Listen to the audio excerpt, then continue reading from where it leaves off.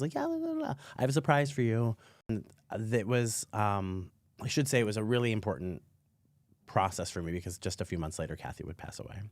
And so I was very grateful to have this opportunity. But Kathy came in and surprised me in this like StreamYard Zoom conversation. And she said, you know, I knew before you did, and she herself was a lesbian, and I knew before you did, and I felt it was my responsibility to make sure that someone was watching out for you.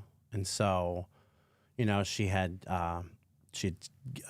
took me to the Players Guild of Canton, and you know, I did my first audition for one of the plays there that she was music directing, and I got in the ensemble, and I played the Ghost of Christmas Yet to Come because of my height, and I mean, but it just opened a door, and I started to meet people I started to meet out gay men who were thriving and happy, and were surrounded with people who loved them, and I met other people who were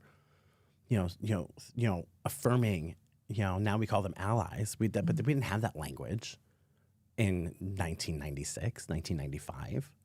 We were just, there were gay people and there were non-gay people, right? I mean, we didn't have the language. We hadn't evolved the way we approach the conversation and our identity. How we talk about identity, it's so nuanced. How we talk about gender, how we talk about gender identity, and. But she gave me the opportunity to be surrounded by people who would love me regardless.